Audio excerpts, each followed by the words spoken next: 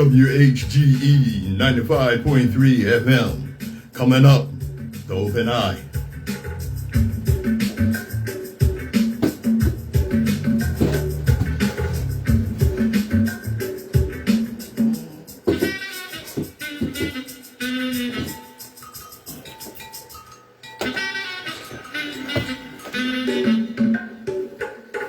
All right, ready to get them started.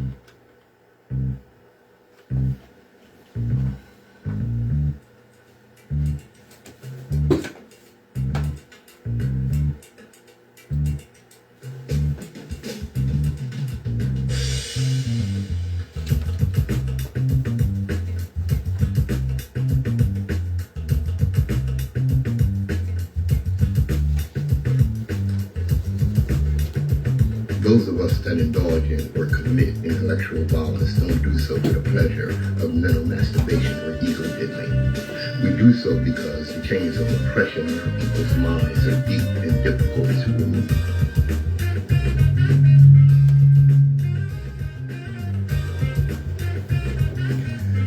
Good morning, my children of the sun.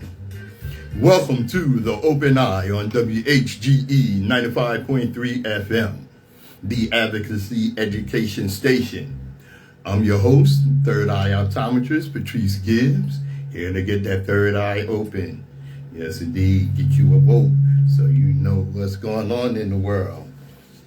Yeah, buddy, every generation has its purpose. Ours is to reveal the truth and reverse the brainwashing. And that's what we do right here on the Open Eye. All right. And you know what? Before I get it going, let me get my disclaimer out the way. All right. We got it.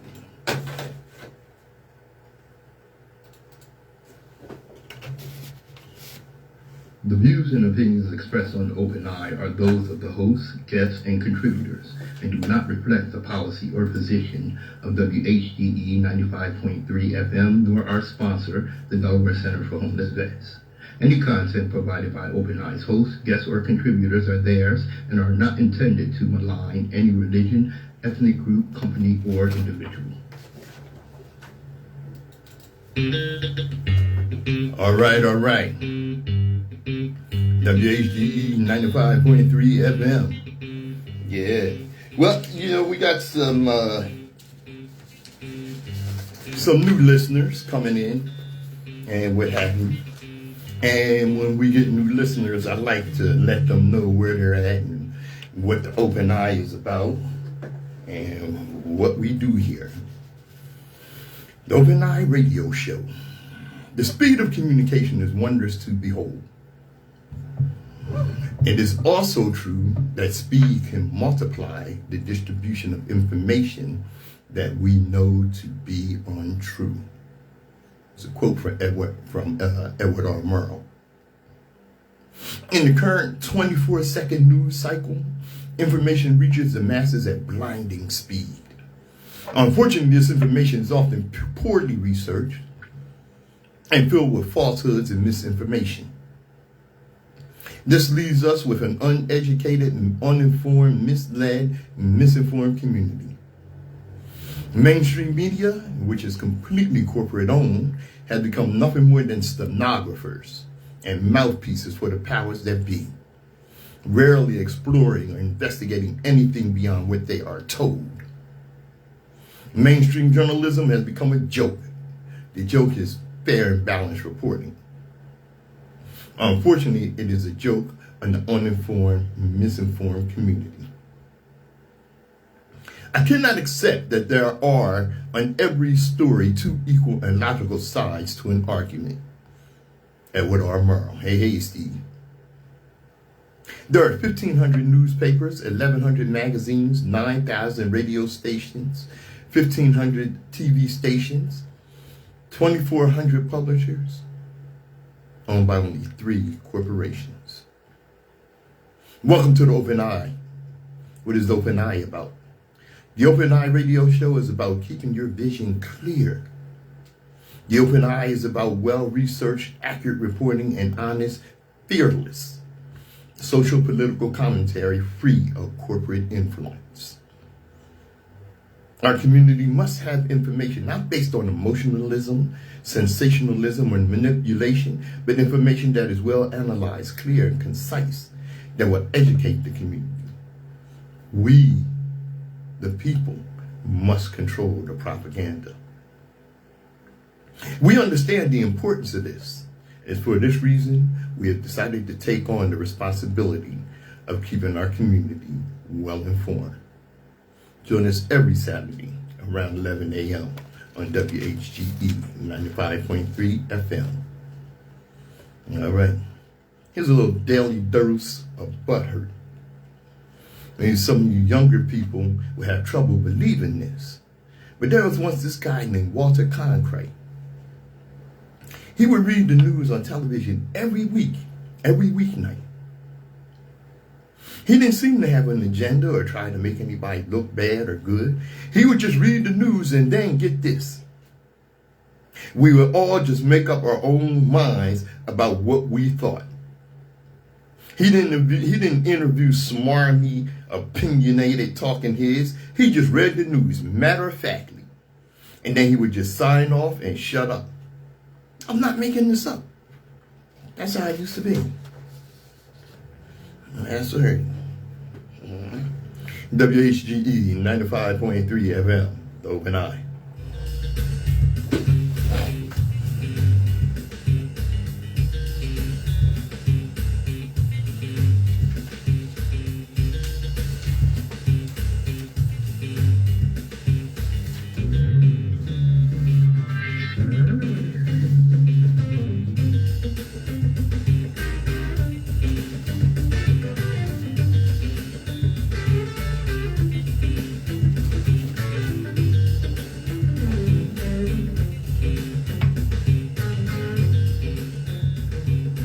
WHGE 95.3 FM. It's Patrice Gibbs, your third eye optometrist and host of the Open Eye. Yes, indeed. Yeah, this is a quote from Andrew Sullivan. It was actually years ago that he made this quote, but it's still relevant. Sullivan said, "There's effectively no Republican Party anymore. There's a radical movement to destroy the modern American state and eviscerate its institutions in favor of restoring a mythical Elysian majority white 19th century past." I'm going to add to that quote. A mythical Elysian majority white 19th century past that didn't exist. Now, sir, you're watching too many goddamn movies. What have you. Now you got people running around worried about socialism. And that's something. See, what you don't understand is that capitalism requires an exploited class. Roosevelt understood that. FDR, he understood that. Which is why he put in place safety nets that would protect that exploited class.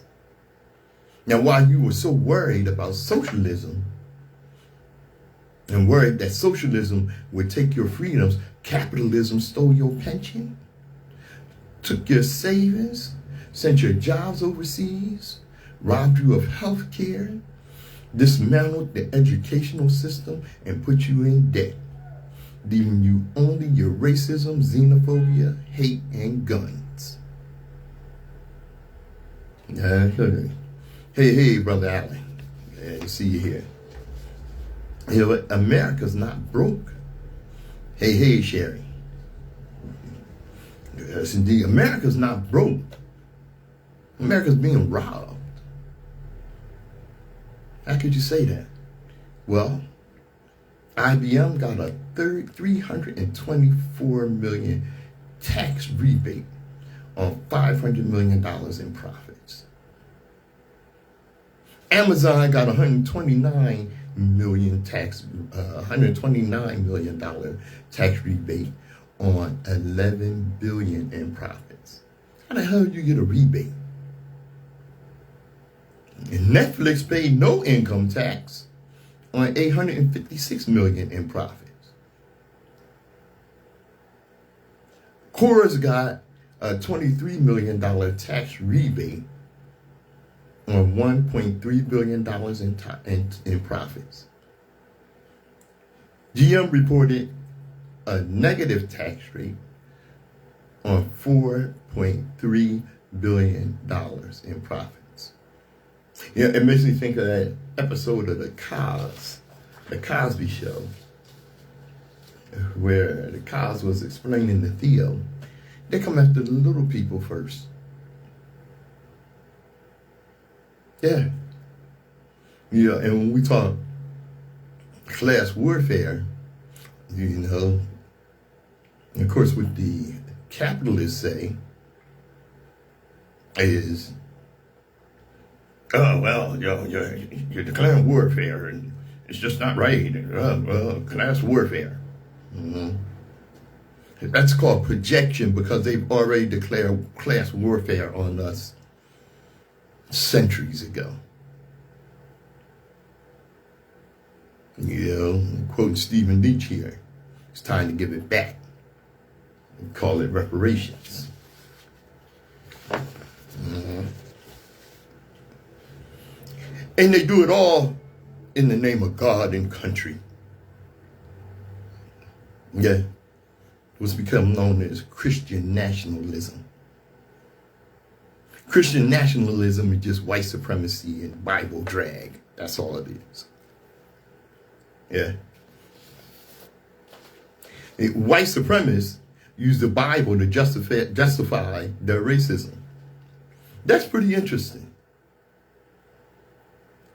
That's pretty interesting. How is it the Bible was compiled in Europe? And the problem is, there's no white people in the Bible. I don't care how many Cecil B. DeMille movies you look at.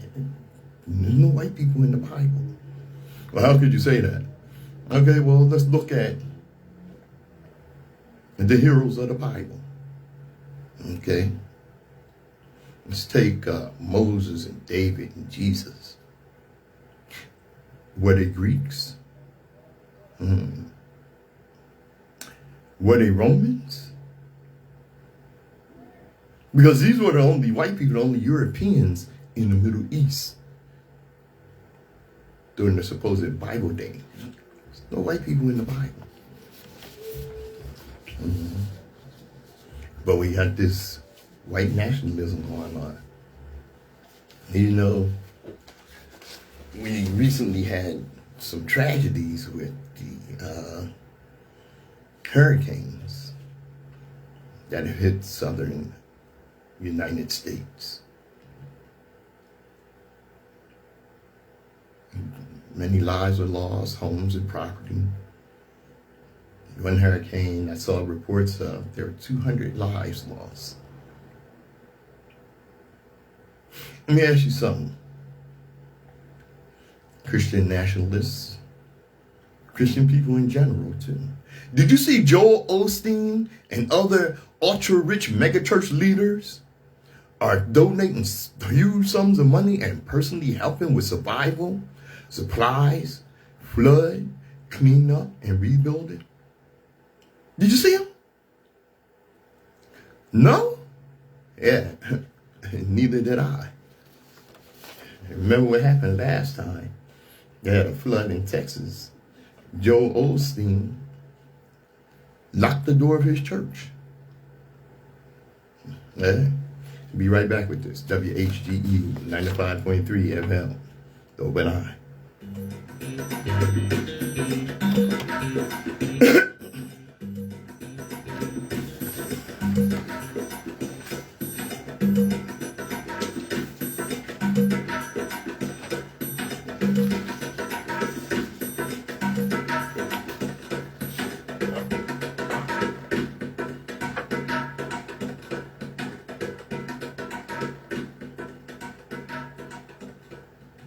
I'm Patrice Gibbs, your third eye optometrist. You know, it's something when these disasters happen, you have those of us that turn to their religion.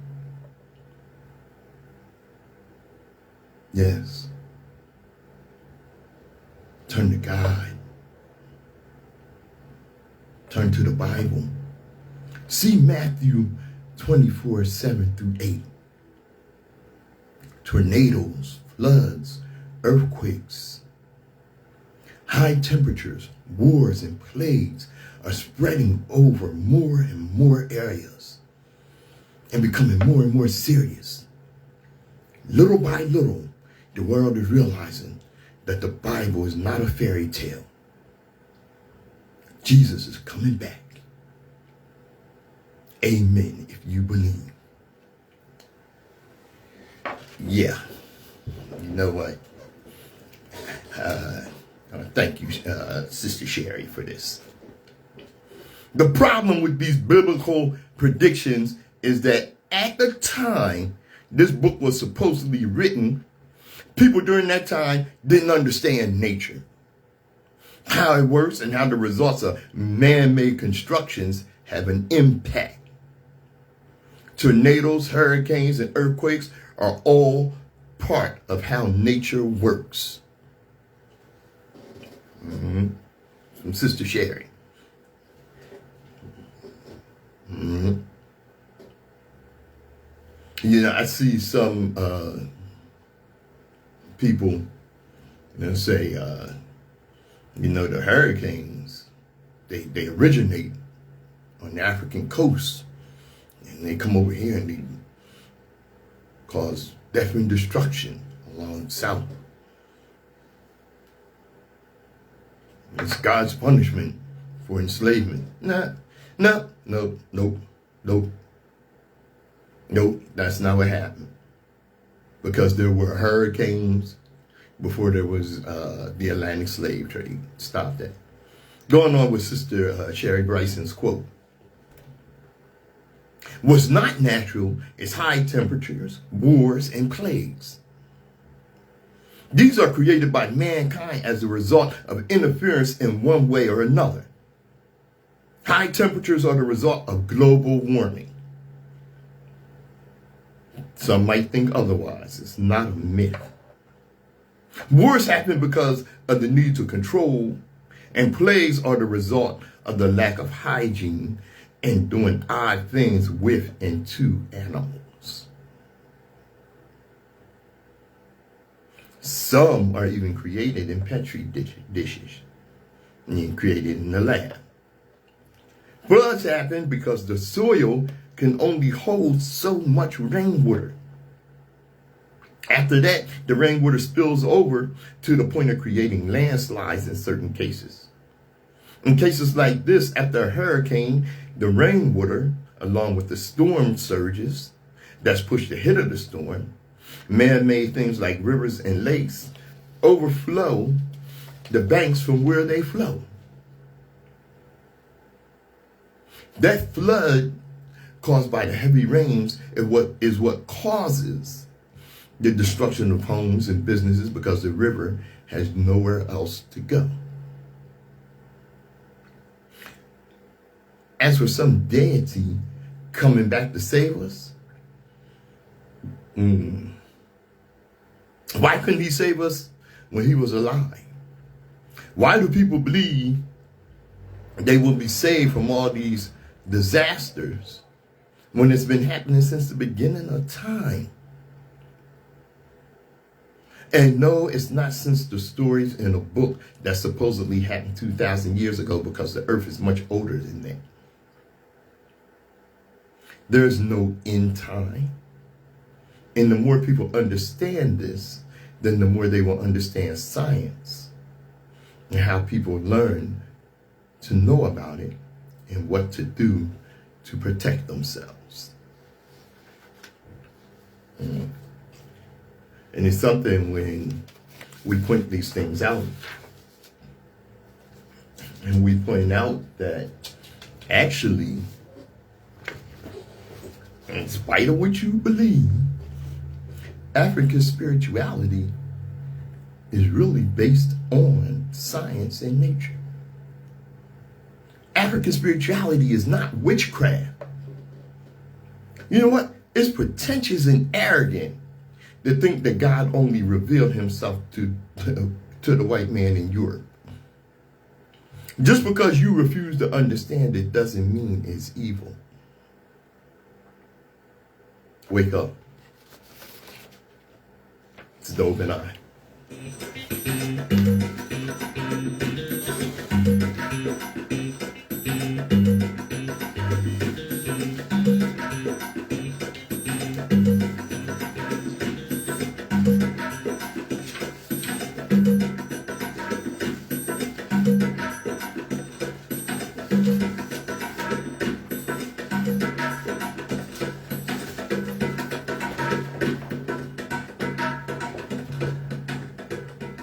WHGE 95.3 FM. Your host, Patrice Gibbs, right here on The Open Eye. And I've gotten debates about this with a few people. I find it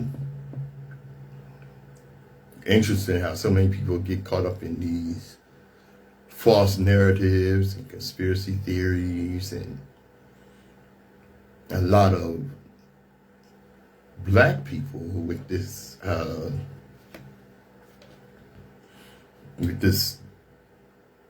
desire, this fear of being called African,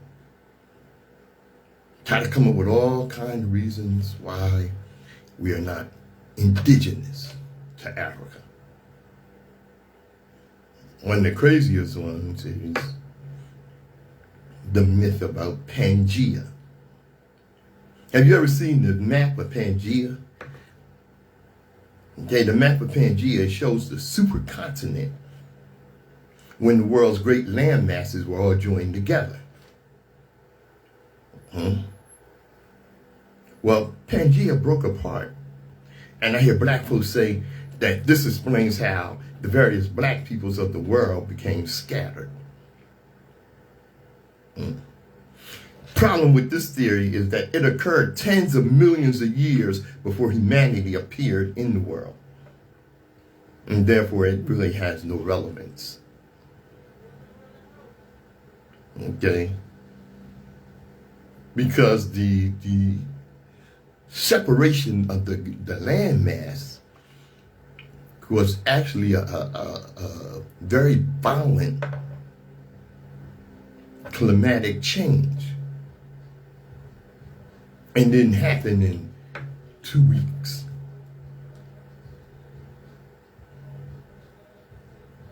Took a million years for that to take place. Okay? And what you don't understand is that the continent of Africa remained in place after Pangea broke up. Because the continent of Africa is the only continent that is actually rooted in the crust of the earth.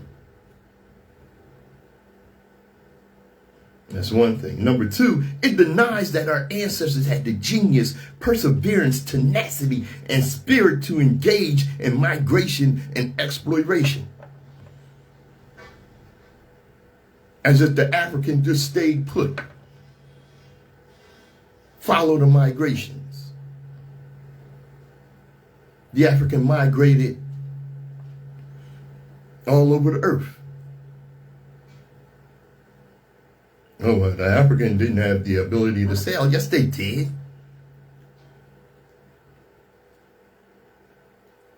First of all, you have to realize that the Nile was the ancient highway of Africa. That the waterways were what they used to practice trade, as well as traveling across the landmass. So when those in West Africa, on the West African coast and the East African coast, decided to explore. They already had the skills to form a shipping industry.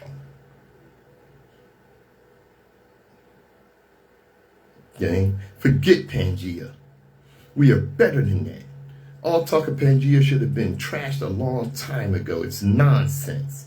It's non-factual, and it's insulting to black people.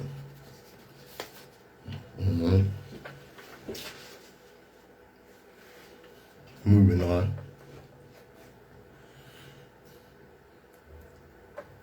Here we often talk about the Atlantic slave trade. Now let's not forget about the Arab slave trade. I see so many of my brothers and sisters, that are Muslim. That's your business, whatever your religion. You know how I stand, how I feel. And let me tell you what Muhammad al-Arifi, a Saudi Wahhabi cleric, said. He said Arabs are the true Muslims and the true descendants of Prophet Muhammad. Non-Arabs who without shame call themselves Muslim are just plain converts, whom are lowly cowards with unhonorable souls that were overwhelmed with ease by the swords of Allah. Thus they deserve to be called our dogs. That's how they feel. For those who are still in doubt about how Arabs historically and even today still feel about us and view us, even those of us who are Muslim, the religion of Islam did not originate in Africa. It is not indigenous to Africa. And even though it contains elements of African spirituality, as all religions do, it is not an indigenous African religion any more so than Christianity or Judaism. Remember, the Arabs invaded and conquered North Africa, starting with Kemet in 640 AD, in the 7th century. And then they invaded, conquered, enslaved African people, and colonized all of North Africa. And they have been enslaving our people in Africa for 1,400 years, and they are still there. Some of us are still confused about this historical and current fact today. And keep in mind, being a convert to the Arab religion of Islam has made many of us as confused about this fact as being a Hebrew Israelite or being a Christian. The religions of Judaism, Christianity, and Islam are nothing but different branches of the same Abrahamic tree, the same Abrahamic mythos. All three of these religions are non-African. Those are historical facts. We can no longer allow our religious beliefs to cloud our minds and cloud our acknowledgement and acceptance of the facts of history. Dr. Clark teaches us that Judaism, Christianity, and Islam are all male chauvinist murder cults. These religions are not popular by the quality of their wisdom, but by the quantity of their violence. WHGE 95.3 FM, Dove and I.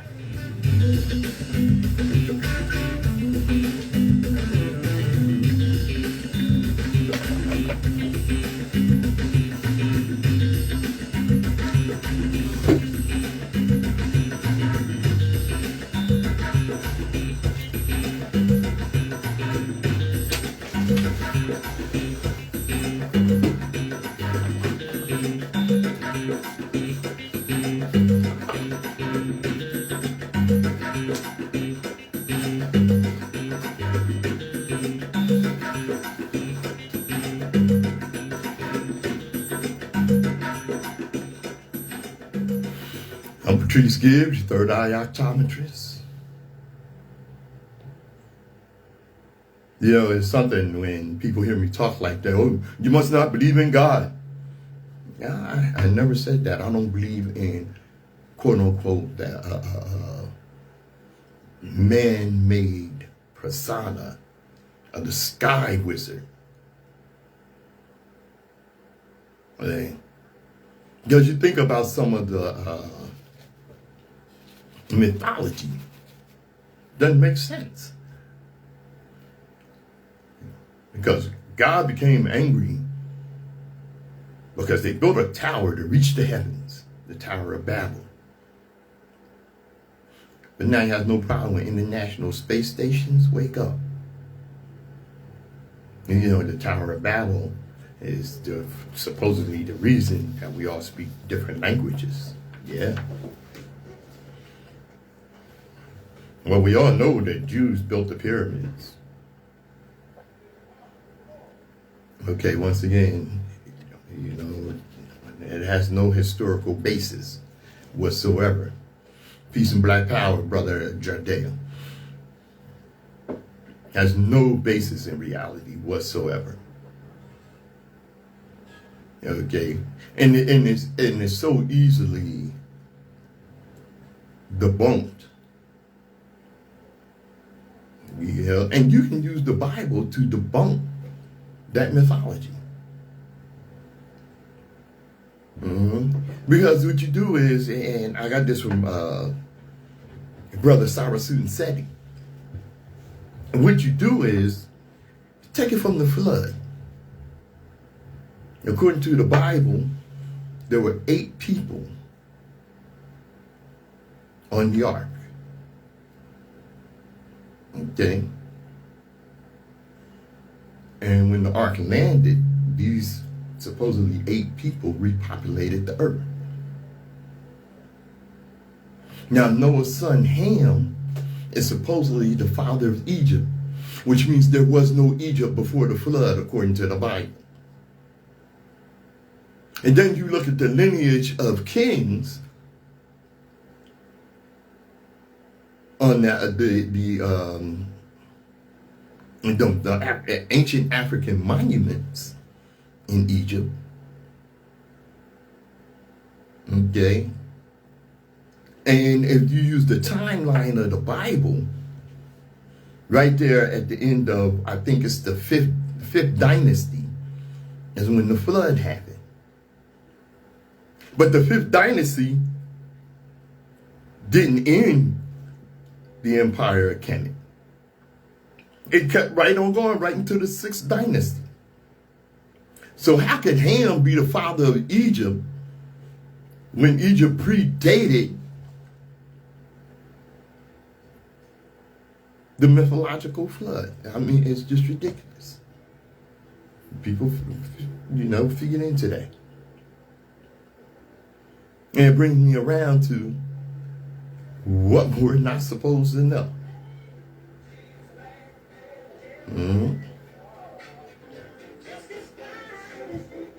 Okay. Got some musical people going by outside. That's cool. What a Negro is not supposed to know. Starting with the Spanish Inquisition in 1478, the white European Franciscan Brotherhood of the Catholic Church designed a plan to expel all Africans, or black Moors and Muslims, out of Spain. Included in their plan was to work to gain world power and destroy the existence of black people's domination of the world and black people's achievements, and destroy or cover up excuse me, all the ancient records, books, monuments, statues, and things that proved that black people were the originators of all great ancient civilizations throughout the 4 corners of the earth.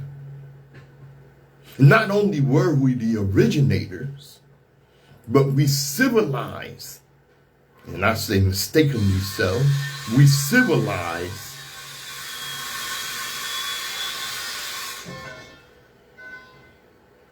Europe twice. Civilized the Greeks and Romans, and then later came back and civilized Southern Europe, primarily around the area of Spain. Much of black people's ancient history was not destroyed, but covered up, because it was needed to educate Europe with the ways of civilization. Okay? See, like I said, we educated Europe more than once. We educated it, like I said, twice. It was a big mistake.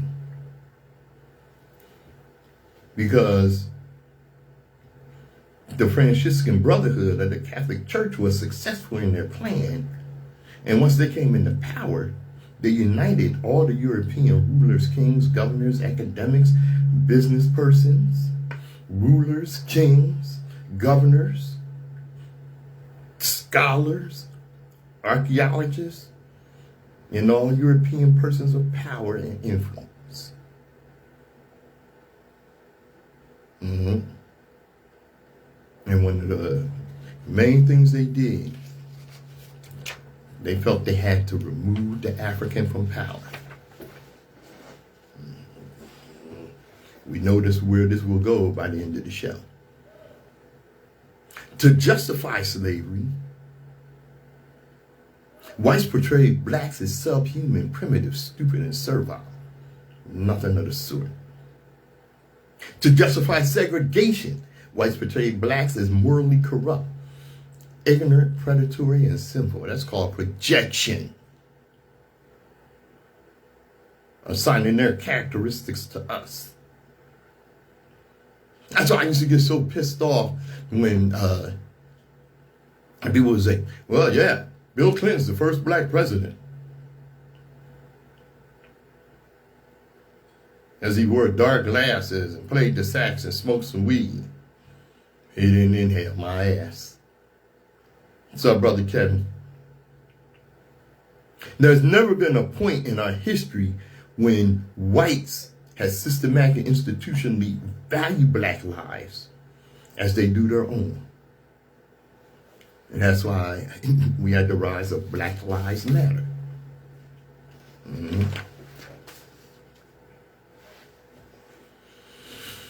When we talk about propaganda and mind control, I want you to understand that 95% of every album you buy, CD, magazine, newspaper, DVD, they control the information. And they control the way you think about it by the way they present the facts, or so-called facts to you. And miseducation on a global scale. What did Adolf Hitler say about controlling people's minds? Hitler said, if you want to control people, make the lie really big. Make the lie really simple and keep saying it over and over and over again. Sooner or later, they'll buy into it. Hitler convinced the whole country that they were better than everybody else because they had blue eyes and blonde hair. Just by telling them every day that they were better. See the lie they fed into? Because blue eyes and blonde hair shows that you're recessive and you have struggle genes.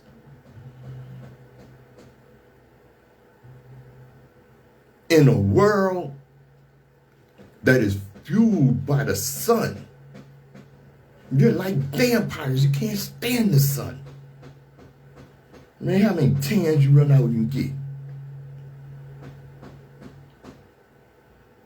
Trump took that lesson. Tell the big lie. And you know what? That's the same way public schools condition black and brown children. By telling them every day. Not by saying to them that you ain't nothing, but that white folks are everything. So if white folks are everything, and I don't see myself nowhere in this curriculum, you obviously teaching me that I'm nothing. It's a quote from Dr. Umar Johnson. There are differences you may have with the brother. That's real talk. Yeah. And they want you to get caught up in that. Because they themselves are caught up in the big lie. So much so that you have white women with the audacity to get on the internet and ask, what would the world be without white girls? What is life without white girls? Are you kidding me? Let me tell you something. What the world would be without white girls. Without white women's tears, Emmett Till might still be alive, or he at least would have lived into old age. Without white women's tears, and many a black man wouldn't have been lynched. Without white women's tears, we may not have ever had a fool like the Orange Disaster sitting in office. Without white women's tears, Black Wall Street would not have burned down. WHGE 95.3 FM, the Open Eye.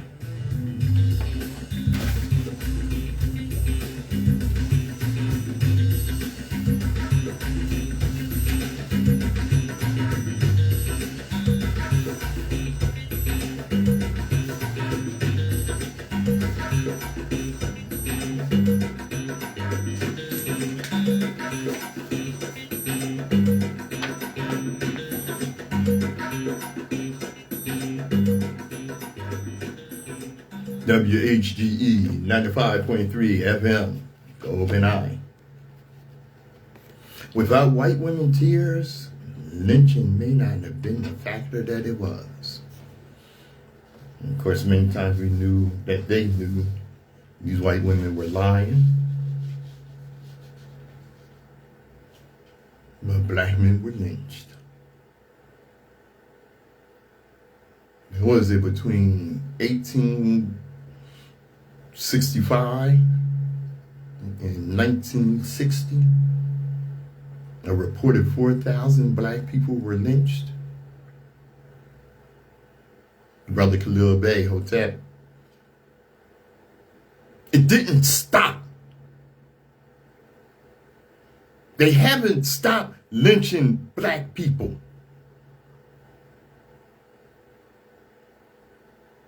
Sometimes publicly, sometimes secretly in retribution.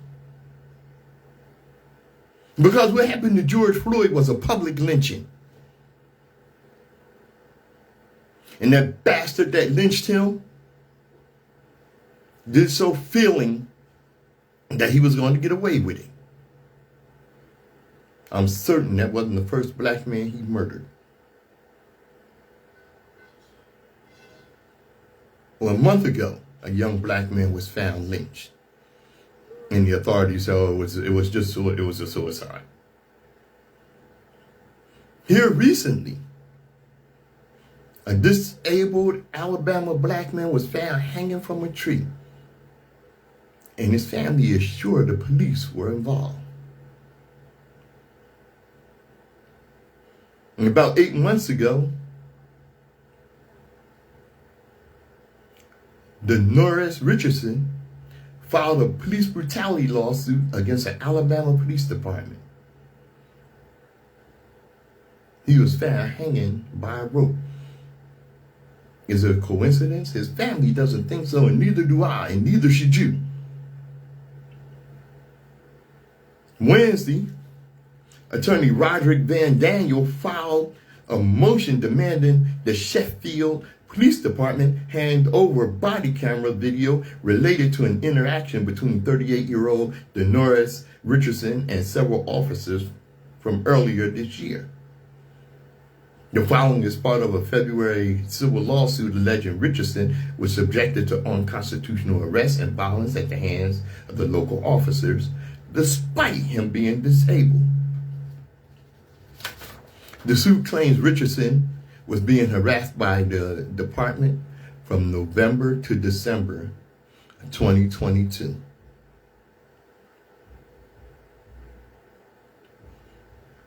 Across the incidents, the suit claims officers viciously beat Richardson, compromised his asthma by spraying mace in his face, and denied him food while he was detained inside a jail cell.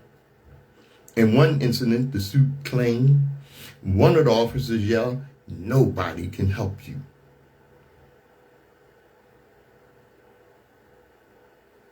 At the most interactions, the suit claims Richardson was falsely charged with assault. Richardson's wife, Leanne, stated the Sheffield police harassed him his whole life. By the time he filed the lawsuit, the cops had just arrested him again on trumped-up drug charges. Richardson's wife alleged they offered to drop the charges if he dropped the lawsuit. He refused.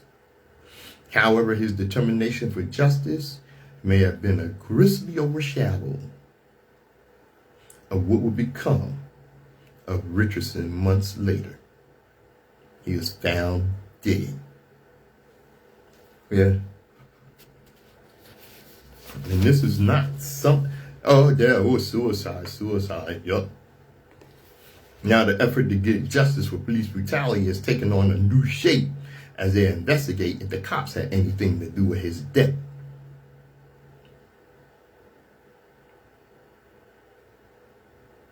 His mother said, "My son was joyful.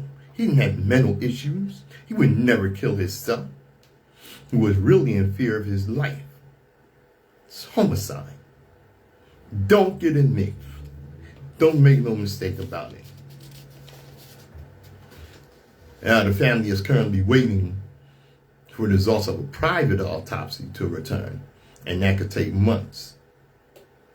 The lawsuit named Sheffield Police Department officers Brett Evans, Darian Fountain, Billy Hall, Seneca Butcher, and former officer Matt Dawson as defendants.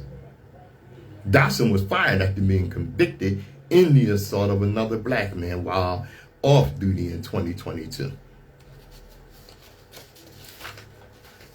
It's practice as usual. Nothing's changed in these police departments because there's still slave patrols. That's still their mindset.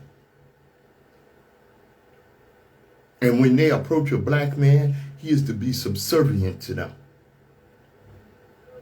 Otherwise, they are looking to met out punishment. Mississippi. Goddamn Mississippi, as Nina Simone would say. An investigation by the U.S. Department of Justice found that the Lexington police use excessive force, unlawfully jail people, and discriminate against black people. A dog bit a man. It's not news. After an extensive review, we found that police officers in Lexington routinely make illegal arrests, use brutal and unnecessary force, and punish people for their poverty.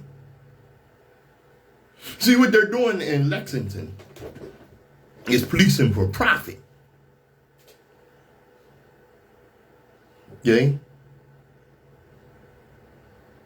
Attorney General Christian Clark said for too long the Lexington Police Department has been playing by its own rules and operating with impunity. And it's time for this to end. Clark with the Justice Department's Civil Rights Division and U.S. Attorney Todd W. Gee for the Southern District of Mississippi announced the results of the investigation during a call with reporters on Thursday. They listed several examples of people who have been jailed for extended periods for back fines, and some for using profanity in public. You know what? Let me tell you something. Like I said, this is what goes on. What I do with that? Wait a minute. I got it here. Sucky. Give me a second, y'all. All right. Oh, here we go. Taught in school, slavery ended after the Civil War. It did, for about 10 years. And by 1877, it was a compact made with the North and South that the South could do as it felt. So they reinstituted slavery, and in a much more brutal form. Lexington is an example of that. What they did is criminalize black life. So if a black man is standing on the street corner, he can be arrested for vagrancy. If he looks at a white woman, he can be arrested for attempted rape.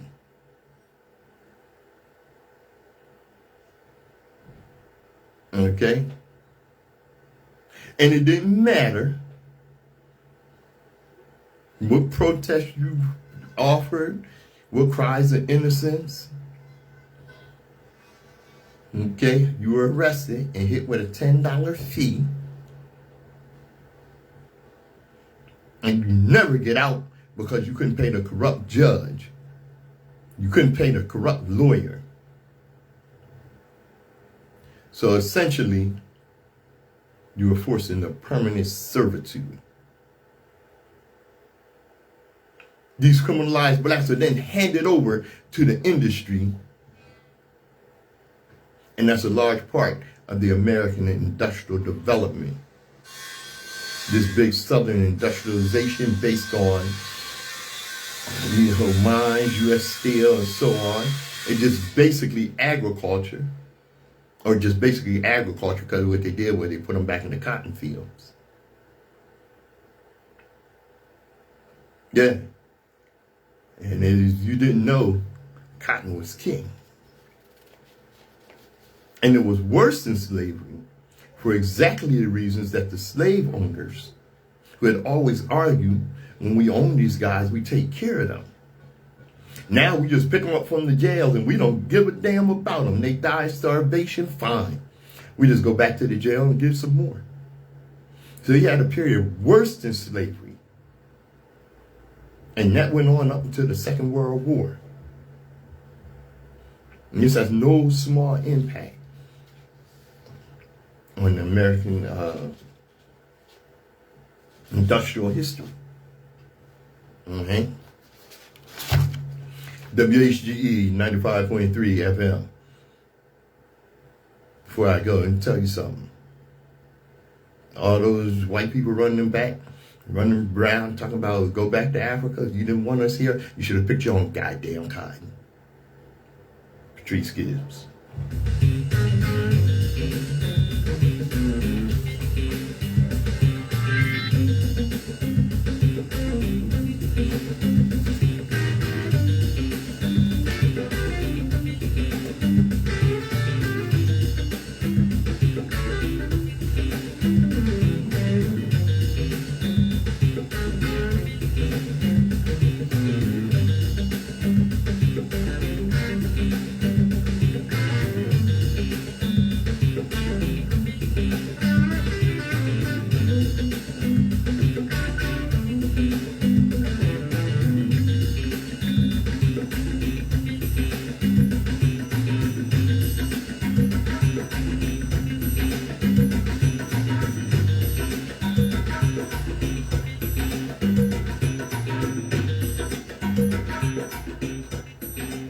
WHGE 95.3 FM.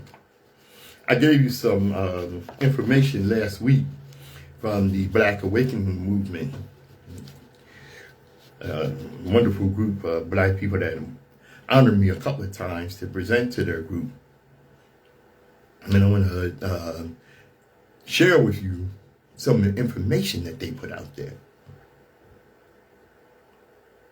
We have been misinformed about racism.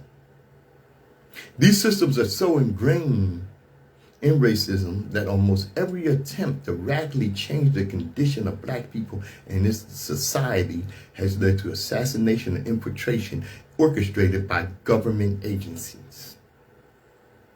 Those in control of these systems have used various tools in order to mask these atrocities and change the views of the masses about racism. For instance, misinforming the public using the news and educational systems, which I've been talking about throughout the show. Did you know many black organizations have been infiltrated and destroyed by COINTELPRO, a program created by the FBI? Brother John. The Black Panther Party, for its self-defense, was one primary target. Many black leaders have been persecuted and killed by the U.S. government and by U.S. government agencies. A 1999 civil trial found U.S. government agencies guilty in Dr. Martin Luther King Jr.'s assassination. The CIA was responsible for funneling crack cocaine in black communities in the 1980s. That's not a conspiracy theory. That's a fact. In the same decade, the war on drugs was launched, leading to the mass incarceration of black people.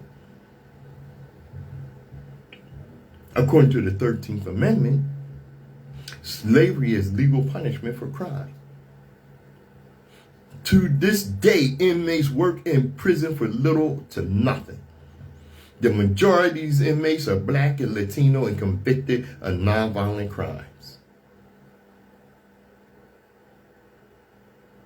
Black people are 3 times more likely than whites to be shot and killed by police. Police have killed at least 336 black people in the U.S. in 2015. That was in 1 year. And that number goes on every year.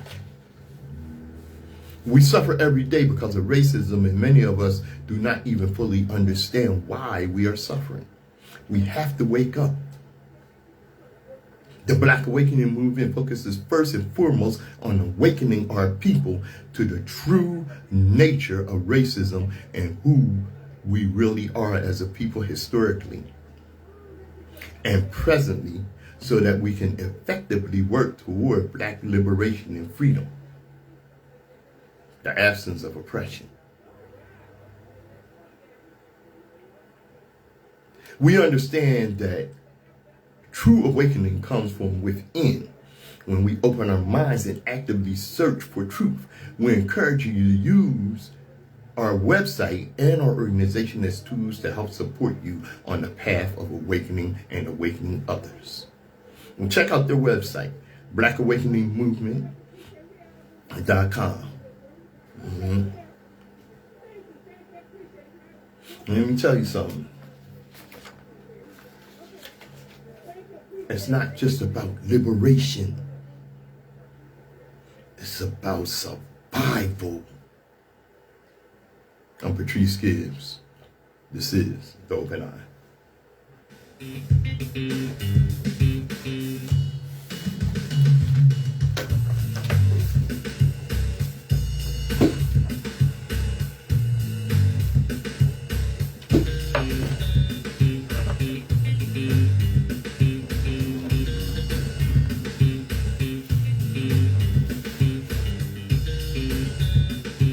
WHGE 95.3 FM, the Advocacy Education Station. I'd like to thank you all for joining me on Open Eye. Hope you learned something. I know I did. As we always tell you, destiny determines who enters your life, but you decide who stays. Therefore, value those who value you and don't treat those as a priority who treat you as an option. All right. WHGE 95.3 FM. Open up.